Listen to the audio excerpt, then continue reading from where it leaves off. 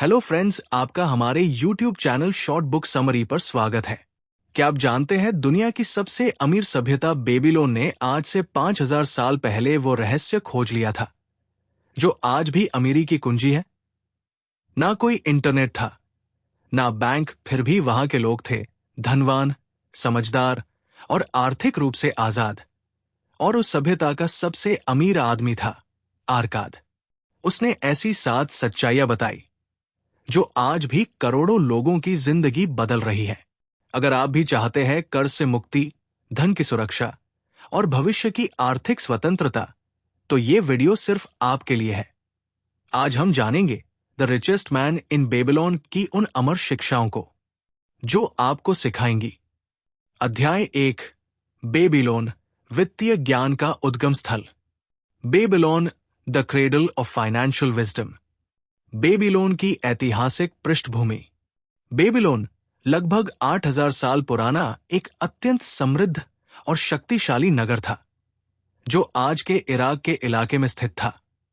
यह नगर टिग्रिस और यूफ्रेटिस नदियों के बीच स्थित था, जहां उपजाऊ भूमि के अभाव के बावजूद लोगों ने समृद्धि हासिल की।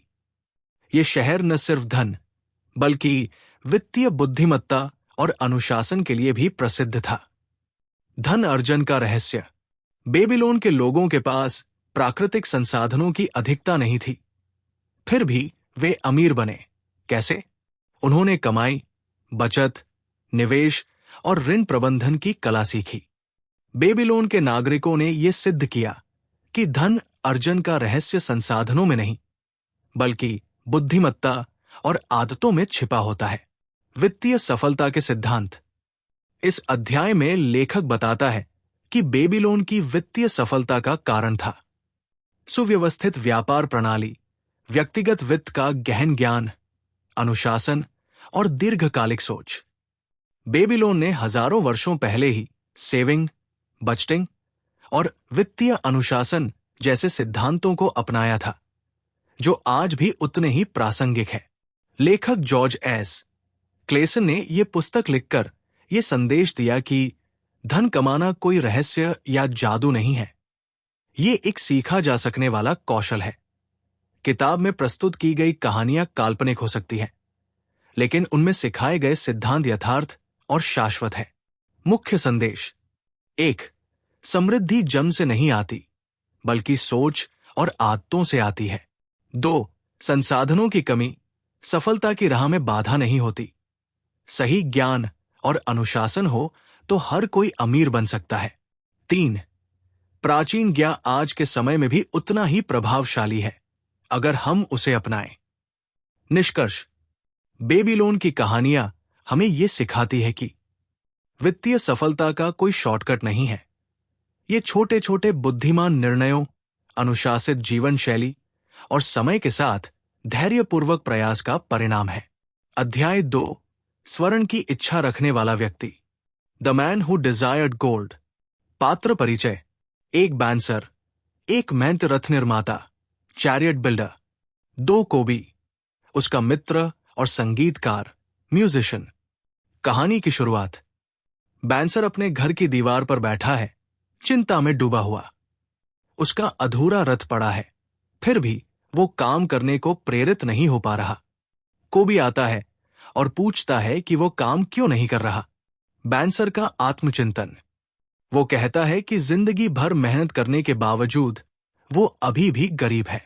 जब भी कुछ कमाता है सब खर्च हो जाता है, कुछ बचता नहीं।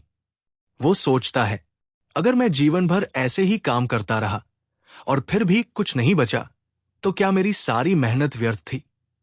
मुख्य समस्या। दोनों मित्र इस निष्कर्ष पर पहुंचते हैं कि वे दोनों मेहनती हैं पर फिर भी गरीब हैं। इसका कारण है वित्तीय ज्ञान की कमी। वे केवल पैसे कमाना जानते हैं पर संभालना और बढ़ाना नहीं जानते। उनका निर्णय। वे निर्णय लेते हैं कि उन्हें वित्तीय ज्ञान सीखना होगा और इस ज्ञान के लिए वे उस व्यक्ति के पास जाने की योजना बनाते हैं जो बेबीलोन का सबसे अमीर व्यक्ति है, आर्काद। मुख्य संदेश। 1. केवल कमाना पर्याप्त नहीं है। पैसे को कैसे संभालें, बचाएं और बढ़ाएं, ये आना जरूरी है। 2. वित्तीय ज्ञान हर इंसान के लिए जरूरी है, चाहे वो कोई भी पेशा करता हो। 3. सीखने की इच्छा ही धन और सफलता की पहली सीढ़ी है। 4.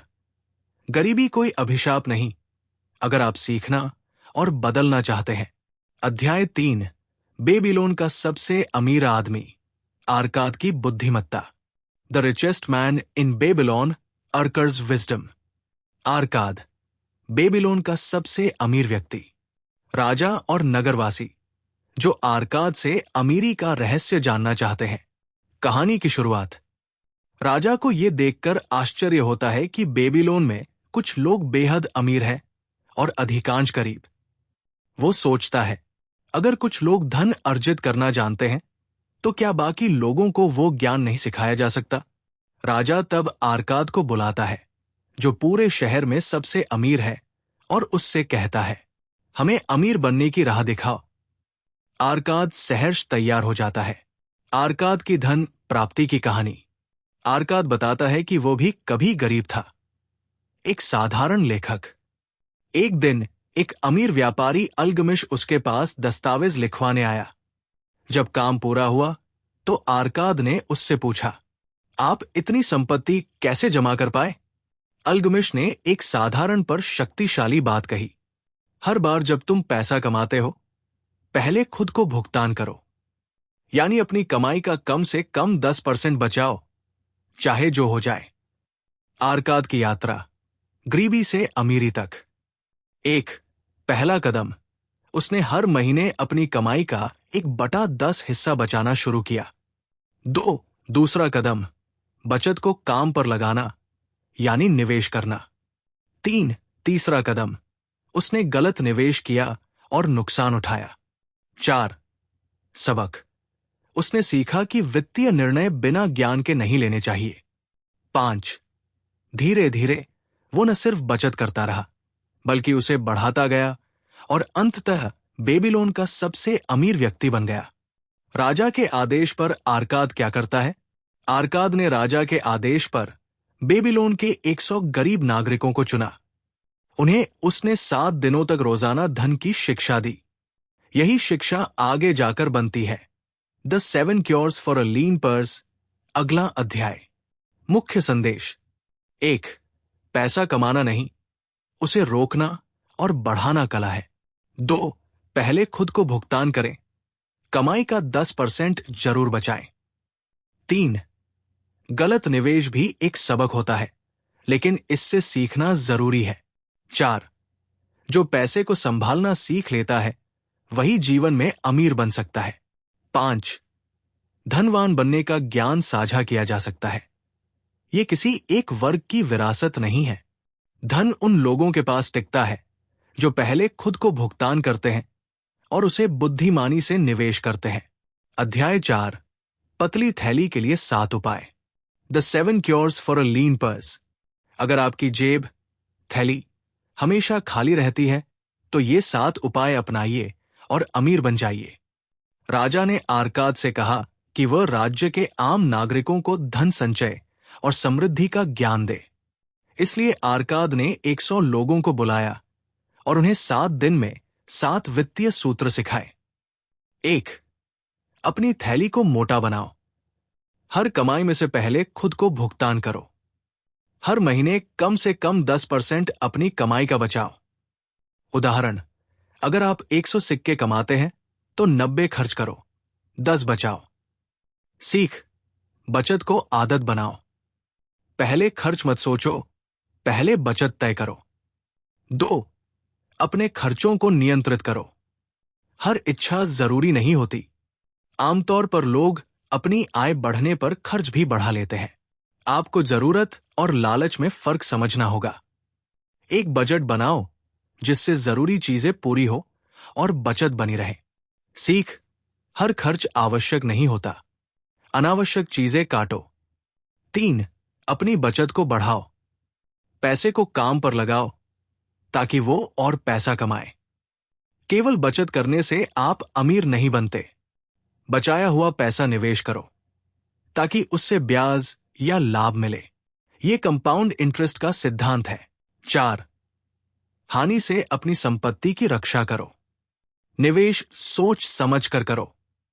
जल्दी अमीर बनने की लालसा में लोग गलत निवेश करते हैं। सिर्फ उन्हीं क्षेत्रों में निवेश करो जिन्हें तुम समझते हो।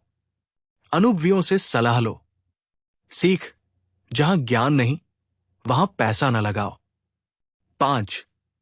अपने घर को एक लाभदायक निवेश बनाओ। किराया देने की बजाय घर का मालिक बनो। अपने घर के लिए खर्च करना सही है, क्योंकि वो आपका स्थायी आश्रय बनता है। किराया देने से बचत नहीं होती, लेकिन घर खरीदने से संपत्ति बनती है। सीख, घर लेना खर्च नहीं, निवेश है, अगर सही समय और जगह पर लिया जाए। 6. भविष्य की आय सुनिश्चित करो। बुढ़ापे और आपातकाल के लिए तैयारी जरूरी है। जब आप काम नहीं कर सकते, तब आय होनी चाहिए। बीमा, पेंशन, रिटायरमेंट फंड और दीर्घकालिक निवेश पर ध्यान दो। सीख, आज की समझदारी कल की सुरक्षा है। 7. कमाई की क्षमता को बढ़ाओ। खुद में निवेश करो ताकि ज्यादा कमा सको। अपनी स्किल्स, ज्ञान और अनुभव को बढ़ाओ। जितना आप योग्य बनोगे, उतना ज्यादा कमा पाओगे। हमेशा सीखते रहो। Earn more to save more. सीख, खुद को निखारो ताकि आमदनी भी निखरे। 1 line recap of all 7 cures. 1. कमाई का 10% बचाओ। 2. गैर जरूरी खर्च से बचो। 3. बचत को निवेश करो। 4. जोखिम से पैसे की रक्षा करो। 5. खुद का घर खरीदो। 6. रिटायरमेंट और आपातकाल के लिए तैयार रहो। 7. कमाई की क्षमता को बढ़ाते रहो। पैसा उसी के पास टिकता है जो उसे सम्मान और समझ के साथ संभालता है। समृद्धि भाग्य नहीं है, ये रोज के छोटे छोटे निर्णयों का परिणाम है। अध्याय 5, सोने, धन के 5 नियम। दी 5 लॉज ऑफ गोल्ड। सोने को पाने और बचाने के 5 अटूट नियम जो हर किसी को जानने चाहिए। 1. हर कमाई का कम से कम 1/10 हिस्सा बचाओ। जो व्यक्ति अपनी कमाई का 10% लगातार बचाता है, उसके पास हमेशा संपत्ति रहती है। 2. बचाया हुआ सोना समझदारी से निवेश करो। धन को ऐसे कार्यों में लगाओ जहां वो सुरक्षित रहे और ब्याज उत्पन्न करे। 3. निवेश से पहले अनुभवियों की सलाह लो। उन लोगों की सुनो जो धन संभालना जानते हैं। 4. ऐसे निवेश से बचो जिसे तुम समझते नहीं। अनजान क्षेत्रों या अत्यधिक जोखिम वाले निवेश में धन लगाने से नुकसान हो सकता है। 5. जल्दी अमीर बनने की लालच से सावधान रहो। लालच में आकर जल्दी दोगुना करने वाली स्कीम्स अक्सर धोखा होती है। अध्याय 6, बेबीलोन का स्वर्ण उधार देने वाला। दी गोल्ड लेंडर ऑफ बेबीलोन। प्रमुख पात्र: रॉडन, एक भाले बनाने वाला सैनिक। मथोन, एक अमीर सोने का उधार देने वाला व्यक्ति, गोल्ड लेंडर। कहानी की शुरुआत: रॉडन को राजा की ओर से एक युद्ध में भाले बनाने के लिए इनाम में 50 सोने के टुकड़े मिलते हैं। वो बहुत उत्साहित है, लेकिन जल्द ही चिंतित हो जाता है क्योंकि उसकी बहन चाहती है कि वो ये पैसा उसके पति को व्यापार में लगाने के लिए उधार दे। रॉडन को शक है कि बहनोई पैसे लौटाएगा या नहीं। इस उलझन में वो सलाह लेने जाता है मथोन, एक अनुभवी और सफल सोना उधार देने वाले व्यक्ति के पास। मथोन की बुद्धिमत्ता और सीख। मथोन उसे कुछ महत्वपूर्ण बातें बताता है। 1. उधार देना एक कला है। हर कोई पैसा उधार तो दे सकता है, पर बुद्धिमानी से देना बहुत कम लोग जानते हैं। उधार केवल उसी को देना चाहिए जो लौटाने की क्षमता और नीयत दोनों रखता हो। 2. रिश्तों के आधार पर पैसा मत दो। प्यार या भावनाओं के कारण पैसा देना भावनात्मक मूर्खता हो सकती है। मथोन कहता है, मैंने बहुत लोगों को देखा है जो रिश्ते बचाने के चक्कर में अपनी संपत्ति गवा बैठे। 3. उधार के पहले सुरक्षा देखो, न कि दया। किसी को उधार देने से पहले यह सुनिश्चित करो कि उसके पास चुकाने का तरीका है, संपत्ति, आमदनी, व्यापार आदि, उसका इतिहास विश्वसनीय है। 4. पैसा देने से पहले ये सवाल पूछो, क्या उधार लेने वाला व्यक्ति ईमानदार है? क्या उसने पहले कभी कर्ज लिया और चुकाया है? क्या उसका व्यवसाय या विचार सार्थक और व्यवहारिक है? रॉडन का निर्णय। मथोन की सलाह पर रॉडन समझ जाता है कि उसका बहनोई जोखिम भरा है। वो तय करता है कि वो पैसा अपनी बहन को नहीं देगा। मुख्य संदेश। 1. धन उधार देना तभी उचित है जब चुकाने की क्षमता हो। 2. रिश्तों या भावनाओं में बहकर आर्थिक निर्णय न लो। 3. पैसे की सुरक्षा हर स्थिति में प्राथमिक होनी चाहिए। 4. अगर उधार लेने वाला भरोसेमंद नहीं है तो मना कर देना बेहतर है। अध्याय 7. बेबीलोन की दीवारें। दी वॉल्स ऑफ बेबीलोन।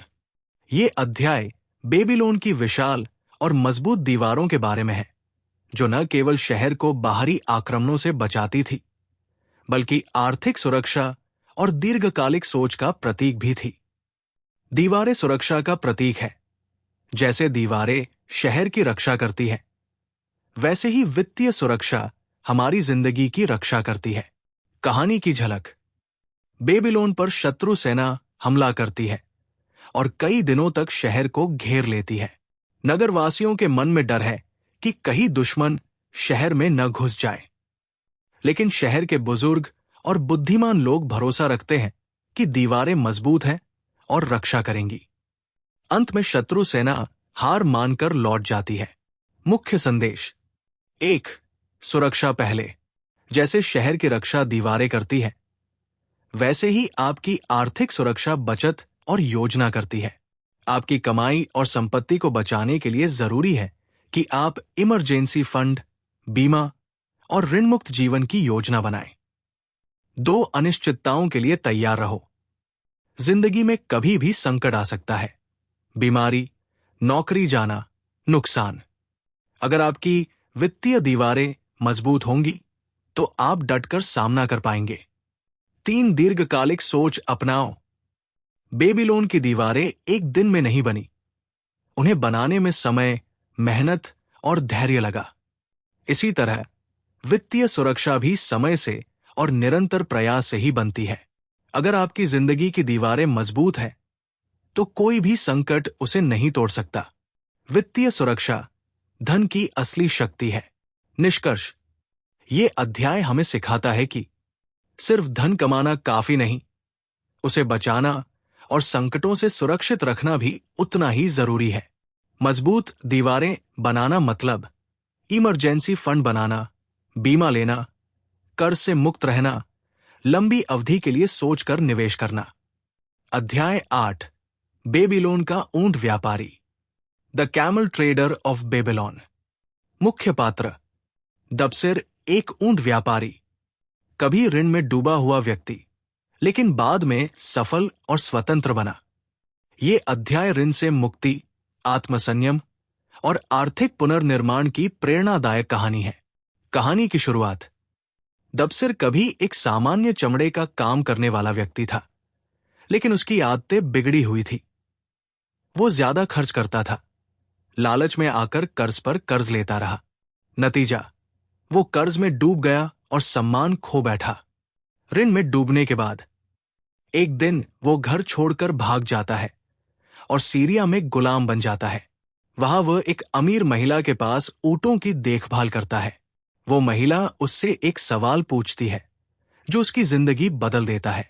अगर तुम वाकई ईमानदार आदमी हो तो गुलाम बनकर नहीं रह सकते।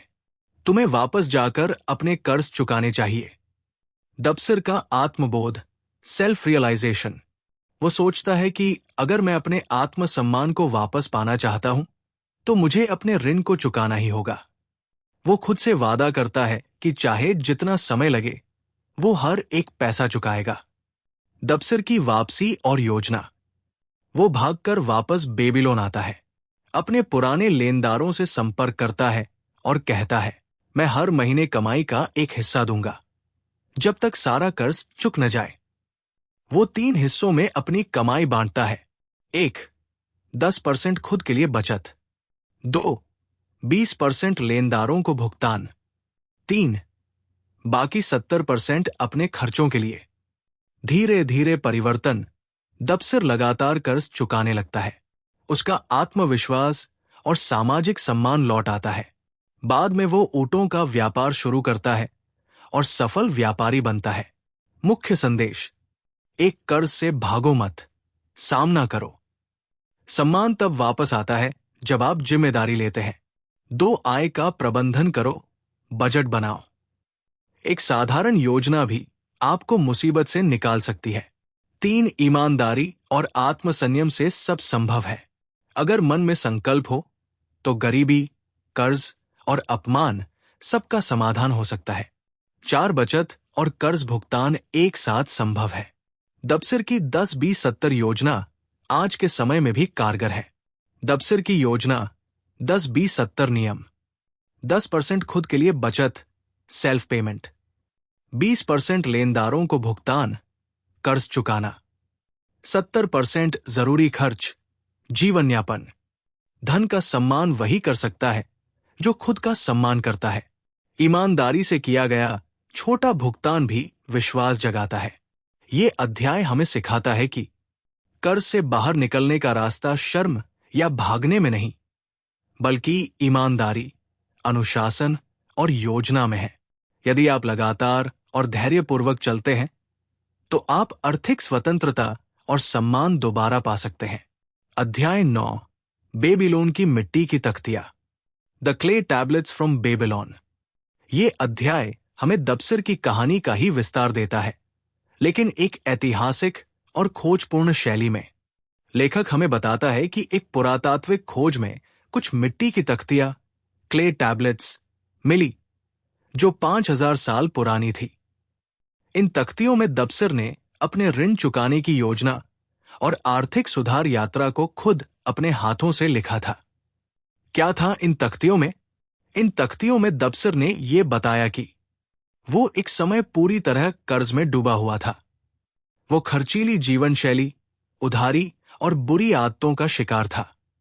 लेकिन उसने संकल्प किया कि वो अब अपने कर्ज को पूरी ईमानदारी से चुकाएगा। दबसिर की वित्तीय योजना, बजट प्लान। दबसिर ने अपनी आय को 3 भागों में बांटा। 1/10 बचत, भविष्य के लिए खुद को भुगतान। 2/10 कर्ज चुकाना, अपने सभी लेनदारों को समान रूप से। 7/10 जीवनयापन, भोजन, वस्त्र, घर आदि के लिए। इस योजना का पालन वो हर महीने करता रहा, चाहे हालात जैसे भी हों। दबसिर ने तख्तियों में क्या लिखा? वो हर महीने की कमाई, खर्च, कर्ज भुगतान आदि का ब्यौरा लिखता रहा। इससे उसे न केवल आत्मनिरीक्षण का मौका मिला, बल्कि नियमित प्रगति की निगरानी भी हो सकी। धीरे धीरे वो कर्ज मुक्त हो गया और फिर एक स्वतंत्र, सम्मानित ऊंट व्यापारी बना। इस अध्याय के प्रतीकात्मक अर्थ: तख्तियां आत्म जागरूकता और दस्तावेजी अनुशासन का प्रतीक है। दबसिर का लेखन हमें सिखाता है कि अपनी वित्तीय स्थिति को लिखित रूप में ट्रैक करना जरूरी है। पुरानी मिट्टी की तख्तियां ये दर्शाती है कि धन प्रबंधन का ज्ञान हजारों साल पुराना है और आज भी उतना ही उपयोगी है। मुख्य संदेश: 1. कर्ज से मुक्ति संभव है, बस संकल्प और योजना चाहिए। 2. आय को सही अनुपात में बांटकर संतुलन बनाया जा सकता है। 3. लिखित बजट और निगरानी से अनुशासन आता है। 4. सच्ची ईमानदारी और निरंतर प्रयास से आत्मसम्मान लौटाया जा सकता है। ये अध्याय हमें ये सिखाता है कि सिर्फ योजना बनाना ही काफी नहीं, उसे लिखना और उस पर अमल करना भी जरूरी है। एक आम इंसान भी कर्ज से आजाद होकर आर्थिक रूप से स्वतंत्र बन सकता है, अगर वो ईमानदारी, अनुशासन और निरंतरता अपनाए। अध्याय 10: बेबीलोन का सबसे सौभाग्यशाली व्यक्ति। प्रमुख पात्र: शारूनाद, एक बूढ़ा व्यापारी जो कभी गुलाम था। हादन गुला, एक नौजवान जो अपने पिता के मित्र शारू के साथ व्यापारिक यात्रा पर जा रहा है। कहानी की शुरुआत: शारूनाद और हादन गुला ऊंटों पर यात्रा कर रहे हैं। हादन गुला घमंड में कहता है, मैं क्यों मेहनत करूं? मेरे पिता ने मेरे लिए सब कुछ छोड़ रखा है। ये सुनकर शाहरुनाद मुस्कुराता है और कहता है, क्या तुम जानते हो, तुम्हारे पिता और मैं एक समय गुलाम थे। शाहरुनाद की प्रेरणादायक कहानी। गुलामी की शुरुआत। एक समय शाहरुनाद और उसका मित्र अरदगुबी कर्ज के कारण गुलाम बना दिए गए। उन्हें दूर शहरों में ऊंटों के साथ मजदूरी करने के लिए बेच दिया गया। अरदगुबी का दर्शन। गुलामी में भी अरदगुबी ने उम्मीद नहीं छोड़ी। उसने शाहरु से कहा, हम गुलाम पैदा नहीं हुए थे। अगर हमने गलतियों से ये हाल किया है तो हम मेहनत और सोच से फिर से आजाद हो सकते हैं। यही विचार शाहरुनाद की जिंदगी बदल देता है। शुरुआत मेहनत से। शाहरु दिन रात काम करता है, ईमानदारी और अनुशासन से। वो मालिकों का भरोसा जीतता है। कुछ वर्षों में वो गुलामी से मुक्त हो जाता है। व्यापार और सम्मान। आजाद होने के बाद वो छोटा व्यापार शुरू करता है। अपनी ईमानदारी, बुद्धिमत्ता और परिश्रम से वो सफल व्यापारी बनता है। बाद में हादन गुला के पिता से साझेदारी करता है और दोनों बेबीलोन के नामी व्यापारी बन जाते हैं। शाहरुनाद का संदेश हादन को, तुम्हारे पिता ने जो धन कमाया है वो मेहनत, अनुशासन और साहस से कमाया है। अगर तुमने भी वो रास्ता न अपनाया तो ये धन ज्यादा दिन टिकेगा नहीं। मुख्य संदेश। 1. सौभाग्य मेहनत और ईमानदारी से आता है, संयोग से नहीं। शाहरुनाद लकी इसलिए नहीं था कि किस्मत ने उसका साथ दिया, बल्कि इसलिए कि उसने कड़ी मेहनत, सही सोच और साहसिक फैसले लिए। 2. अगर हालात खराब हो तो खुद को दोष देने की बजाय सीखो और सुधारो। शाहरु और अरदगुबी ने गुलामी से भी अपनी स्वतंत्रता अर्जित की। 3. विरासत को बनाए रखने के लिए जिम्मेदारी जरूरी है। सच्चा सौभाग्य उसे मिलता है जो उसके योग्य बनता है। अगर कोई गुलामी से उठकर व्यापारी बन सकता है तो हर इंसान अपनी स्थिति बदल सकता है। ये अध्याय बताता है कि सौभाग्य कोई जादू नहीं होता, वो मेहनत, बुद्धिमानी और धैर्य का परिणाम होता है। जो जिम्मेदारी से धन कमाता और संभालता है वही सच में सौभाग्यशाली होता है। अंतिम अध्याय। अंतिम शिक्षाएं और आत्मचिंतन। Final lessons and reflections. एक कमाई का छोटा हिस्सा हमेशा बचाओ। हर कमाई का कम से कम 10% बचाओ। ये सबसे बुनियादी और शक्तिशाली नियम है। अगर आप इसे पूरे जीवन अपनाते हैं तो आप जरूर अमीर बन सकते हैं। 2. अपने खर्चों को अपनी आय के अनुसार ढालो। हर इच्छा जरूरी नहीं होती। अपने जीवन स्तर को इतना न बढ़ाओ कि आपकी बचत ही न बचे। 3. बचत को काम पर लगाओ। बचाया पैसा तभी ताकतवर बनता है जब वो ब्याज कमाना शुरू करता है। निवेश वही करो जिसे तुम समझते हो या फिर अनुभवी लोगों की सलाह लो। 4. कर्ज से भागो मत, उससे निपटो। दबसर की तरह हर महीने की आय का हिस्सा कर्ज चुकाने में लगाओ। धीरे धीरे पर निरंतर भुगतान से हर कर्ज खत्म हो सकता है। 5. वित्तीय सुरक्षा की दीवार बनाओ। जैसे बेबीलोन की दीवारें शहर को सुरक्षित रखती थी, वैसे ही बचत, बीमा और इमरजेंसी फंड आपको जीवन की आपदाओं से बचाते हैं। 6. खुद की कमाई की क्षमता बढ़ाओ। नई स्किल सीखो, शिक्षा में निवेश करो और मेहनती बनो। यही आपको ज्यादा कमाई के काबिल बनाता है। 7. ईमानदारी और धैर्य ही असली भाग्य है।